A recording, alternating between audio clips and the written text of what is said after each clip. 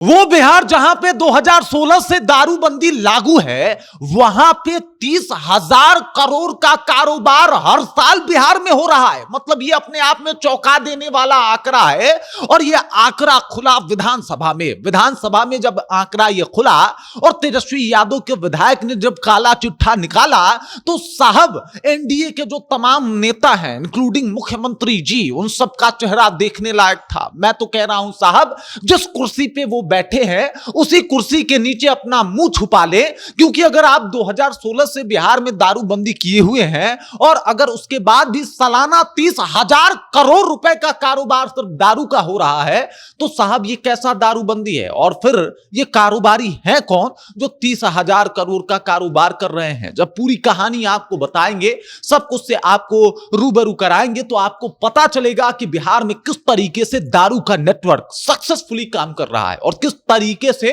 नीतीश सरकार का दारूबंदी सिर्फ जुमला साबित होता हुआ दिखाई दे रहा है। किस तरीके से नीतीश कुमार जो दारूबंदी करके खुद अपना पीठ खुद से थपथपा लेते हैं, उसमें जरा सी भी सच्चाई नहीं है। बरसक कुछ नेता आप सामने आके कह रहे हैं कि नीतीश जी दारू चालू कर दीजिए, क्योंकि अगर दारूबंदी का परिणाम यह है कि 30,000 करोड़ रुपए सालाना दारू के कारोबारी जो है वो कारोबार कर रहे हैं, तो इसका मतलब यह है कि साहब दारू चालू था, उससे ज्यादा बदतर स्थिति दारूबंदी में दारू का है। चलिए इसी के ऊपर विस्तार पूर्वक चर्चा करेंगे, बातचीत करेंगे। वो कौन विधायक है जिसने पूरा काला चिट्ठा निकाला, एकदम से वो एकदम अपना आवाज जब बुलंद किया तो विधानसभा में इस बात की चर्चा शुरू हो गई कि भाई साहब ये कैसा दारूबंदी है, ये कैसा कानून है। इसी के ऊपर हम लोग बातचीत करेंगे, विस्तार पूर्वक दारूबंदी को समझने की कोशिश करेंगे। लेकिन उससे पहले मेरा परिचय जान लीजिए। मेरा नाम है रजत और आप जनता जंक्शन देख रहे हैं। नीतीश कुमार दारूबंदी करते हैं 2016 में, उसके बाद से हर साल एक समीक्षा करते हैं और हर साल समीक्षा में जो है वो अपना पीठ खुद ही थपथपा लेते हैं। लेकिन तेजस्वी यादव के एक विधायक रणविजय साहू की बात मानी जाए तो हर साल बिहार में 30,000 करोड़, जी बिल्कुल 30,000 करोड़ जो है वो आप समझ जाइए कि इतना का कारोबार जो है वो होता है दारू का बिहार में। 30,000 करोड़ रुपए का कारोबार बिहार में दारू से हो रहा है। और ऐसे में ये सवाल उठता है कि जब 30,000 करोड़ का कारोबार हो रहा है तो दारूबंदी कहां बंद था? क्योंकि जिस वक्त बिहार में दारू बंद हुआ था उस वक्त रेवेन्यू जो जनरेट कर रहा था बिहार सरकार, वो मात्र 4,000 करोड़ रुपए था।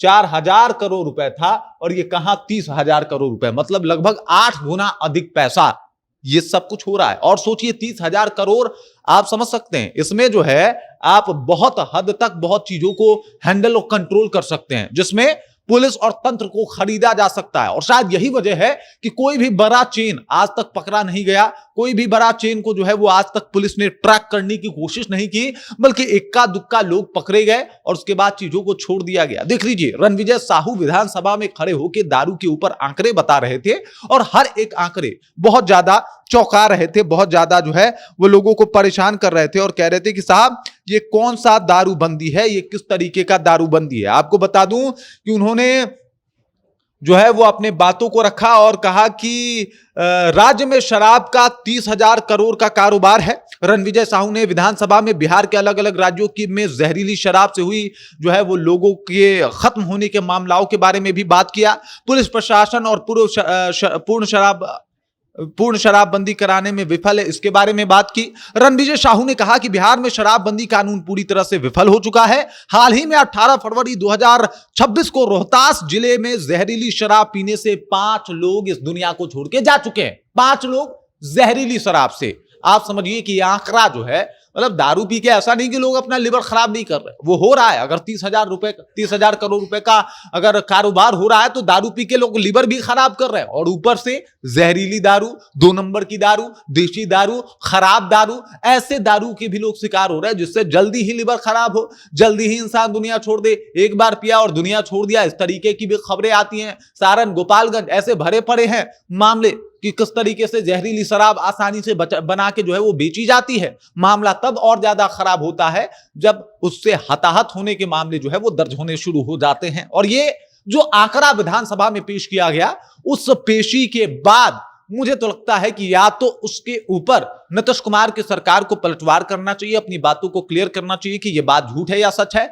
और अगर इसमें जरा सी भी सच्चाई है तो नीतीश कुमार के वो तमाम मंत्री जो दारू बंदी को जो है वो एकदम से नीतीश कुमार का एक बड़ा फैसला बताते हैं, वो लोग हाथ जोड़ के जनता से माफी मांगे कि वो जनता को ठगने की कोशिश कर रहे हैं। क्योंकि अगर आप दारूबंदी करवाए हैं, दारूबंदी के नाम पे वोट भी ले रहे हैं, दारूबंदी के नाम पे महिलाओं का वोट भी चाहिए, उसके बाद भी अगर बिहार में 30,000 करोड़ रुपए का कारोबार हर साल बिहार में हो रहा है, तो काहे का दारूबंदी भैया? ये कैसा दारूबंदी है कि 30,000 करोड़ का दारू बिक रहा है? और सोचिए कि ये पहले जो रेवेन्यू होता था ना बिहार सरकार को 4,000 करोड़ रुपए, उससे 8-9 गुना ज्यादा है। ये तो एक आंकड़ा निकाला गया है। अब सच्चाई क्या है ये किसी से छुपा हुआ मतलब नहीं है, लेकिन फिर भी बहुत बातें हैं जो सामने भी नहीं है। बाकी इस खबर, इस जानकारी को लेके, नीतीश कुमार के दारूबंदी को लेके और जिस तरीके से रणविजय साहू जो तेजस्वी यादव के विधायक हैं, एकदम से नीतीश सरकार की बखिया उधेरी है दारूबंदी के ऊपर। आपको क्या लगता है? कमेंट कीजिए, अपना विचार हम तक पहुंचाइए। बाकी आप देख रहे हैं जनता जंक्शन और मेरा नाम रजत है।